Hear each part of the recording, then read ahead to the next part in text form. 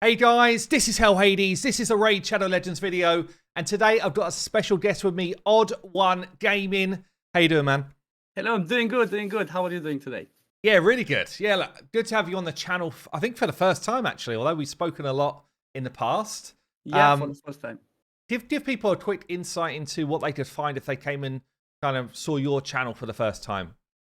I mean, because I'm at a point where I'm like endgame, kind of like you, I try to focus on variety, but I have lots of, for example, right now, because I'm bored, I'm doing quite a little bit of Hydra. But I do have Okay. Hydra, I have like free-to-play showcases, I have variety. That's what I have. Not that much Arena. Arena I don't do that much because, like, I cannot compete with the whales in plat.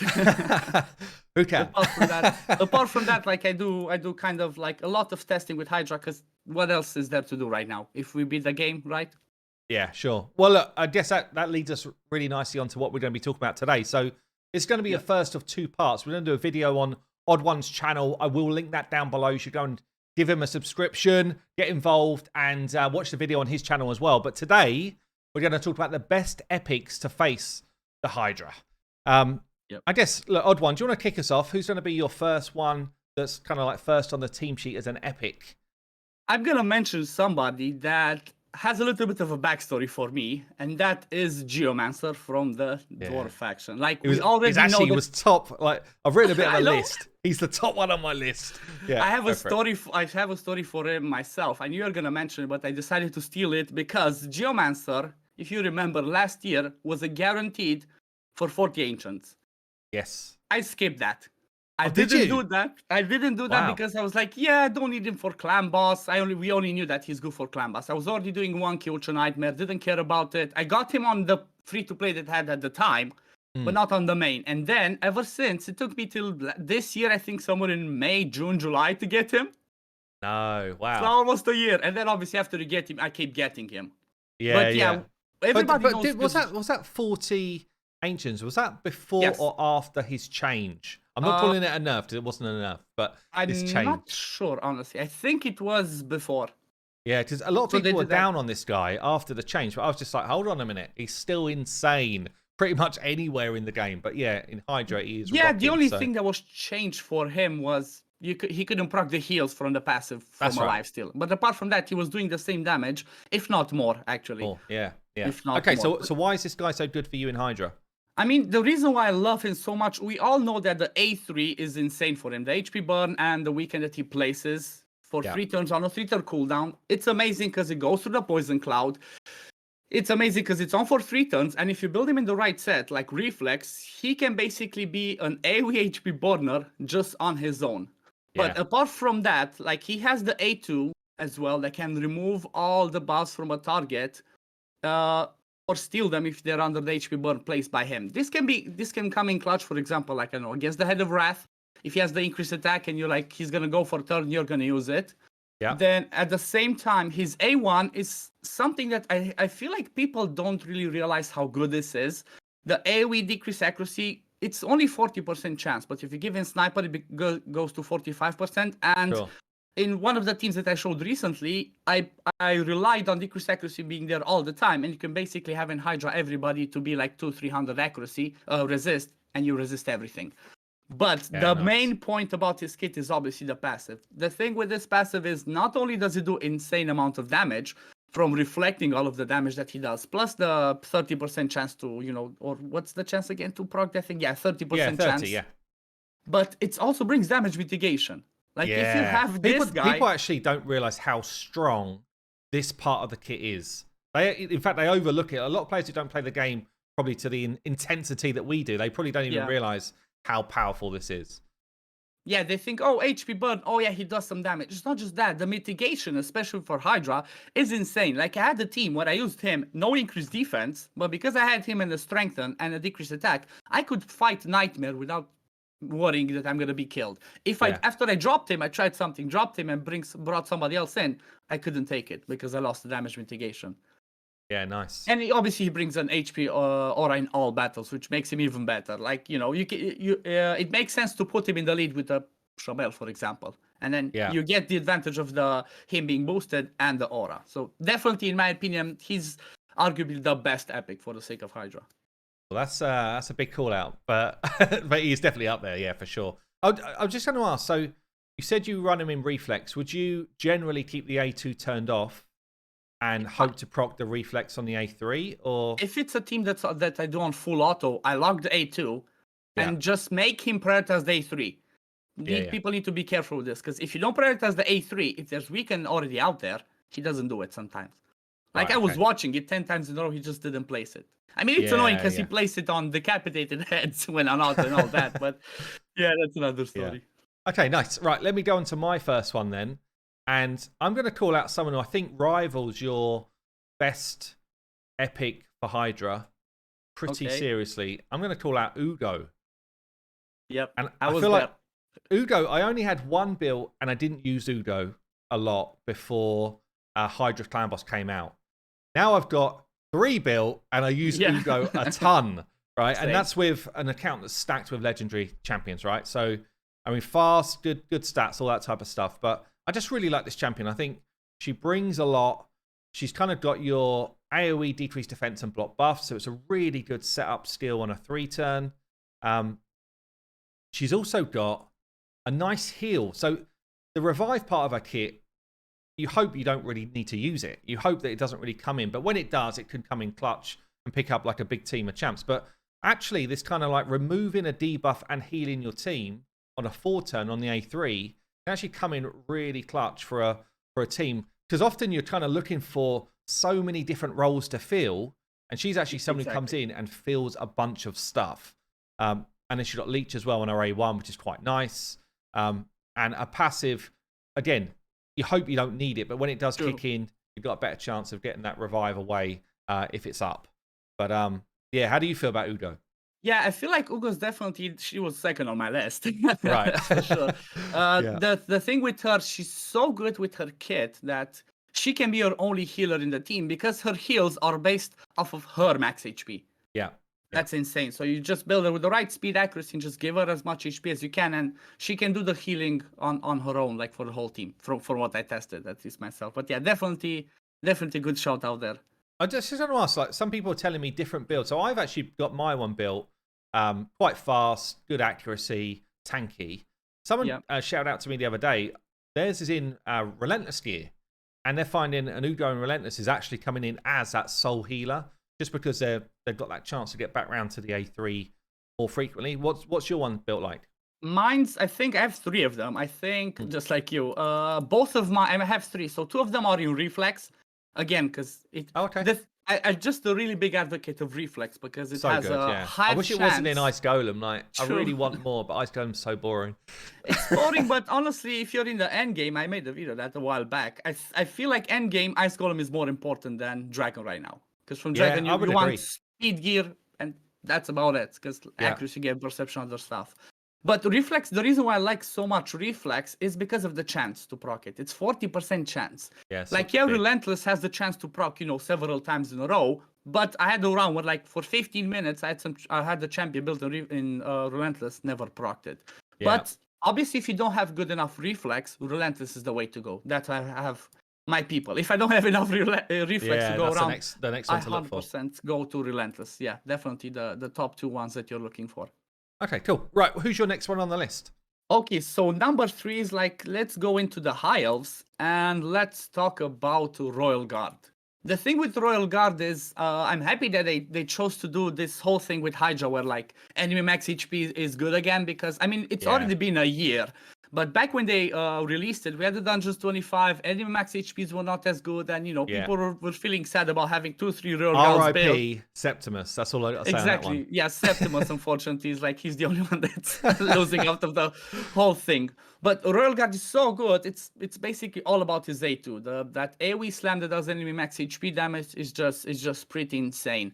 The thing is, apart from that, he also has the A1 and A3 that can be really helpful if you do choose to build him with some accuracy. He can bring you a decreased defense. It's like, 65% chance to land, which is definitely not a bad chance, especially if you have, I don't know, maybe some revenge accessories or there's some counter tag going in the team. You can have him be landing that. And at the same time, on the A3, he has one of the best, if not the actual best debuff, that's decreased speed. Because for the sake of Hydra, I feel like increased speed and decreased speed are the most important in my Oh, do you? opinion. Yeah, interesting. Yeah. I know they're Because definitely they definitely ramped up in terms of my ratings of champions on the website and stuff. It's definitely notched that debuff up a level just because of how it's valuable they are now. extremely important. Like, yeah, there's plenty of champions that were like, you're thinking, oh, they have this, they have that, but you might not use them. But the reason why I feel like this is my point of view, I'm quite sure other people feel the same. The reason why increased speed and decreased speed are so important, it all has to do with that Hydra mark.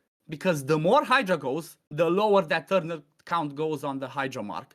And the faster that Hydra mark goes and they eat your champion and it's on a 2-turn, that's it. The faster the run ends. So you're trying to prolong the run as much as you can to do as much damage.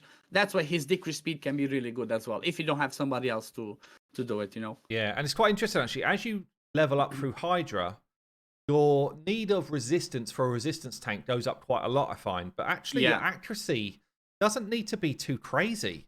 Like on something like a Royal Guard, you can probably get away with like a 250, 300 accuracy and get through most of Hydra.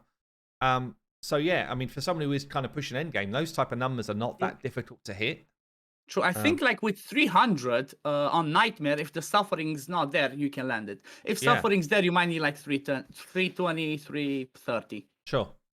Good call out. Good call out. And obviously, his AoE smack on the right rotations is one of the best ones out there, just to dish out some damage. And people need to keep in mind though, one thing that I've noticed, the Animax HP hits are better once you go to higher levels. So Brutal and Nightmare, Animax HP hits are better. Lower stages, they still help, but they're not as impactful. No, interesting. Okay, cool. Right, my second one up then. I'm going into the Sacred Order. I just want to call this guy out because I just feel like he's a bit of a one of a kind. I actually don't use him a lot anymore, but I know that some people that are kind of coming up through Hydra, they need him for certain rotations, or they should use him for certain rotations, just to give you that kind of head of torment, it doesn't exist type of mentality. So we're going with Shamal. And it's all about his passive, really. True. So it's just ridiculous. It's probably, I mean, for Hydra, certainly when it first came out, it basically was the best passive in the game. So broke the game. Ridiculous.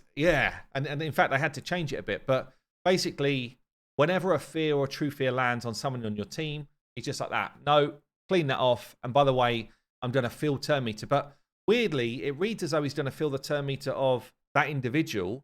Yeah. I feel like it's just straight bugged. But it fills the turn meter of the leader. So as long as you've got somebody with a cool skill set in the lead, then they just cycle their abilities mega fast. Like quite often people will play a Geo in that leader spot to just get back to his A3 burn constantly. True. Yeah, and also, I mean, I actually play my Shamal in toxic gear generally, just to throw out some poisons as well. He's got this kind of multi-hit A2, which is ignoring defense. I just think his kit's, other than that passive, his kit's okay, but the passive's so damn good. Yeah, it's definitely, he's a like one-man show, like one trick, what's it called? One trick pony? Yeah. One trick pony. But honestly, from what I've seen, the thing with him is like this. He's, again, good for lower levels on rotations where you start with the Head of Torment. Yeah. Because you have a high chance of that popping back up.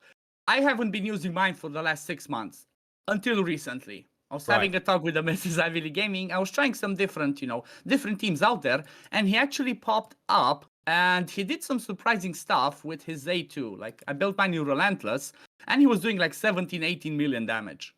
Yeah, he does. He hits hard. The A2 is ignoring defense. It does hit hard. Yeah. Yeah, and if you have him in a team with people that obviously bring that a few buffs, that gets to 100% of ignoring the defense. But yeah, he's definitely really, really good.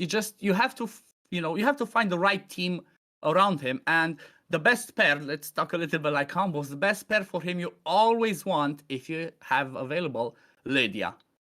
Because Lydia attack, every time a True Fear lands, Lydia does the A1 on the Head of Torment. Oh, yeah. So that's another 2 or 3 hits that they do, and that's another 30-45% turn meter booster for the lead.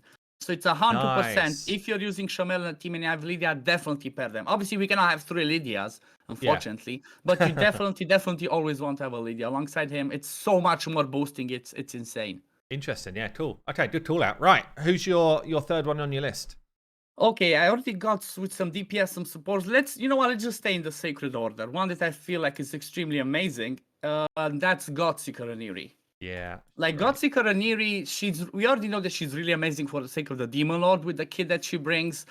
But I feel like it's mostly because of her A2. Like that A2 is so insane that it does some crazy stuff. It just attacks all enemies, heals all others by 15% of their max HP, then decreases the duration of all enemy buffs for 1 turn, then increases the duration of all ally Yeah, buffs it's by 1 loads turn. going on. Yeah. It's insane. It's on a 3-turn cooldown, brings good healing, brings extension of buffs. So if you have, I don't know, if you run her with somebody that has some buffs that maybe has a higher cooldown, like I don't know, Rector, for example, with a perfect veil, she can extend that, and you kind of always have that on. And apart from that, her A2 and L3 are basically some revives. Instead of being a single target reviver, she's almost a double reviver. Yeah, because of a passive as well. Yeah. Exactly. And the passive increases the healing and the A1 hitting and healing, and she can actually smack. I mean, you would not Yeah. build her for damage for sake of Hydra, but yeah, she just, even though it reads like a simple kit, as usually mentioned in your videos, the passive is just, the passive Yeah, is such really a good amazing on passive. her as well. Yeah. The And revive on death, the healing. do you tend to build her with accuracy to get the decreased duration of enemy buffs, or do you tend to ignore that and just try and pump her stats? It depends on the type of team you build. For example, I almost always use her without accuracy because I'm relying on having somebody else to remove the buffs or having block buffs out there. So if you have block buffs, it makes it easier to build her, obviously, without needing any accuracy. I usually go for her in a relentless with high resistance and high speed, obviously, and survivability. But yeah, she's definitely worth a shout out. She's one of the best revivers for the sake of Hydra. Yeah, she was on my list as well. Okay. Yeah. I've actually got another one in this faction as well, which I wasn't expecting to just stay here, but why not? I'm going to call out Mordecai, and I think he's got less viability. In fact, before we kind of started collabing here, I was looking through the optimizer page of teams that were doing well, and I was looking at EPICS, and a lot of the ones we've spoken about so far feature again and again. Mordecai, I was surprised about, doesn't feature a lot, but I just feel like his burn, especially for someone who's trying to get to grips with Hydra, they've got Mordecai. His burn is so good because it can go on against Poison Cloud. It can go in places where you don't think it should, and that's actually just really valuable. If you're not properly controlling the Hydra yet, if you don't have your kind of team synced up, at least he can come in and stop the rest of your team all doing those weak hits. And it's just such a massive change. And obviously, he brings a bit of turn meter feel as well, which is okay. In fact, it's pretty, because you can't push back the enemy turn meter, the A2 becomes significantly weaker. So there's probably a chance that you might just even turn it off, honestly. I don't know if you would feel that way, but I used to use him quite a lot early on, like in the first 6 months. Because he's one of the very few champions that can actually, like you mentioned, put the HP burn through the Poison Cloud. Yeah. I think it's him, Geo, Tunisia, and Elder Skarg.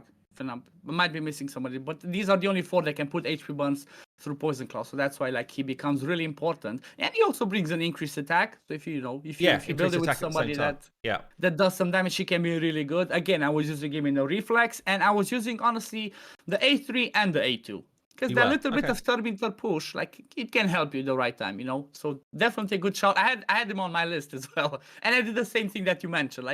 While I was writing my list, because I wrote 10, I was going through the team suggestion from your optimizer. Oh, wait. Yeah, and I was like, okay, who else I put in here? Who else? I was looking, couldn't find it. And I'm like, oh, yeah, Mordecai. Let me put Mordecai down there. Interesting. But okay, definitely. Actually, just one other shout out, because, again, this is more a champion, I think, for people that are trying to get to grips with Hydra. Just having accuracy in all battles for a lead position can be a game changer as well. Like, if you haven't got your Drex yet, you've got Mordecai. 40 more accuracy on all of your champions might just be enough to push you over the limit to start to land all of those debuffs that you need. So that's that's half the Great Hall, or half a banner, basically. Definitely a good champion. Definitely a good champion for the sake of that. Okay, who's your next one up? Okay, let's go to bottom of the page and let's jump into the Shadowkin. I haven't spoken on my channel about this champion yet, but I definitely need to make a video on that. This champion, that's Oboro. Yeah, I did do a video. So I actually got a 6-star blessing for Oboro. So I did a video with her like properly pimped out 6-star, and she does a lot of work.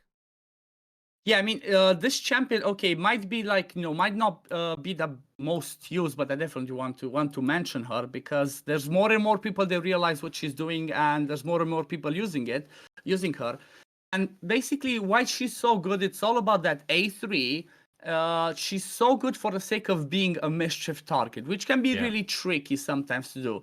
But she straight up brings 3 buffs on herself: increased crit rate, increased crit damage, and perfect veil for 2 turns on a 3-turn cooldown. And not only that, if we go to the passive, she puts another buff on herself, revive on death for 3 turns whenever they receive a veil or perfect veil. So that's straight up, she starts with 4 buffs.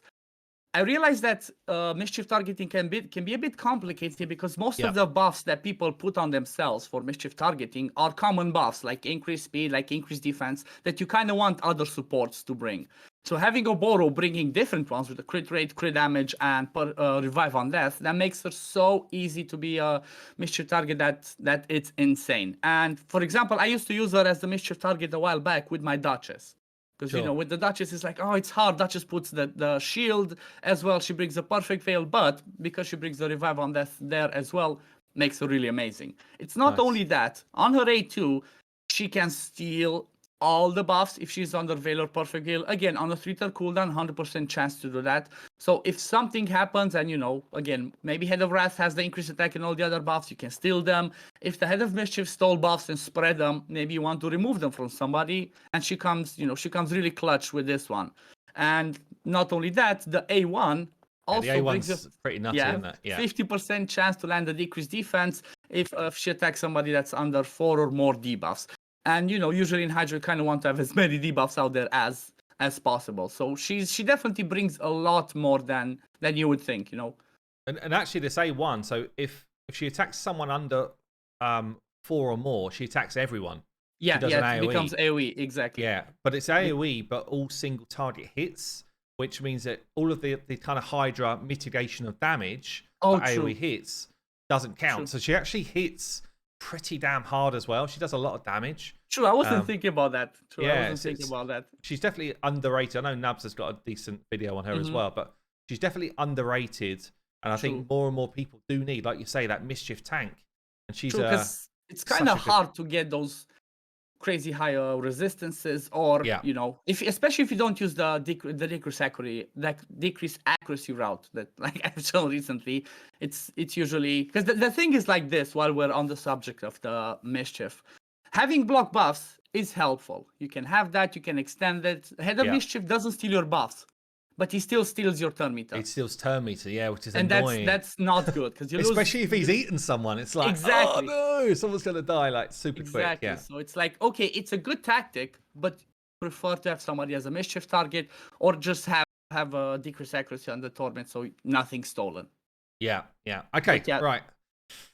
Let's move on. I'm going to move on to my next one, who I think a lot of people probably own because she's just generally seems to be free to get if you start the game, and she's like in a load of promo packs and stuff. But Rector Draft, I just feel like she offers so much. Yeah, she's got an A1, which is a decreased attack, which actually could be pretty clutch against the Head of Wrath if you're just trying to kind of single out one enemy head that you don't want to have a load of attack coming at you. And it can land on weak hits, by the way. Yes, weirdly though, that is exactly. That's just one of these weird bugs, right? Because that shouldn't be the case. Exactly. But play him, don't watch. Ignore us. Just move along, player. Move along. Yeah, she's got a big heal on her A2, and she does heal continuously for good amounts. But the A2 gives her 20% again of her max HP, so you're controlling how much that heal's going to be. She also puts Perfect Vow across your team. She's one of only like 4 or so champions that really can help you deal with the Head of Torment. If you don't have a Duchess, I think there's Tatora, maybe the Bishop, and Shamal. Other than that, I think there's Truoth as well. One of the new Truoth as well, yeah. I haven't tested myself, but I know he has that in the kit. Yeah, but very few champions that really help you against that Head of Torment. And then she brings some heals as well. And then obviously she brings a revive as well. So a bit of a clutch revive with some turn meter, with a perfect veil for whoever she picks up. And honestly, her passive is just good. Yeah, so whenever someone's under the veil or the perfect veil, they get a heal and that's based on their max HP, but still just gives them like a continuous amount of healing coming in. Plus, they get an extra bit of resistance, which is always nice, for your resistance tank. But I think she just offers enough to be still super relevant as an epic. Yeah, 100%. 100%. She's one of the good ones. Honestly, I haven't been using much of her myself, but I started using her recently, and she's definitely really, really good. Like, if people don't have the Duchesses or the other crazy champions like you mentioned, Rector Dress is 100% an amazing one to bring for the sake of Hydra. Definitely recommend her. Okay, who's last one on your list? Okay, last one on my list is, let's go, because I'm going away from the newcomers. Let's go to the Bannerlords now. Okay. And let's talk about another Void epic, Ursala the Mourner. Salah. Okay, cool. Like, she's definitely one of those champions that maybe people would think like, oh, when you look at the A3, oh, it's on a 5-turn cooldown, the revive, it's so bad. Yeah, but it's on for 3 turns. So when she does the increased defense and strengthen, that goes on for 3 turns.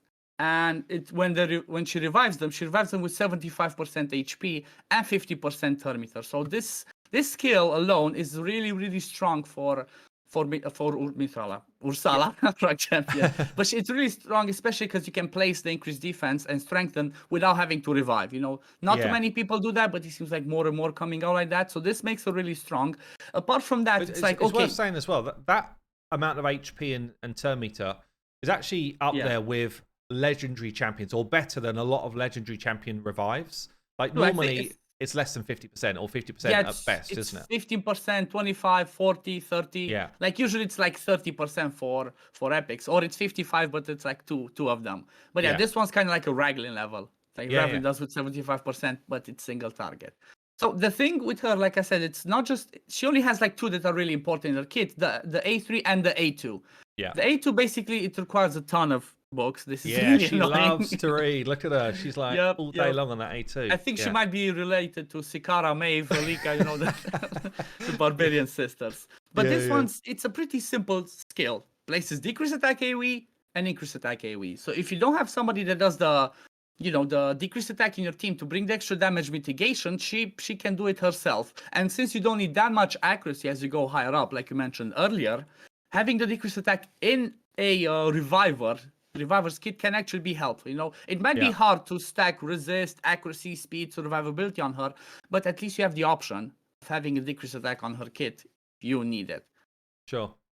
And again, 3 turns cooldown, pretty good. The A1, it's nothing because she cannot push back turn meter. Yeah, it's literally nothing. And then the aura, again, it's in Doom Tower. But you don't really care about those. The A2 and A3 on her kit are strong enough to make her really, really viable for the sake of Hydra. I've used her.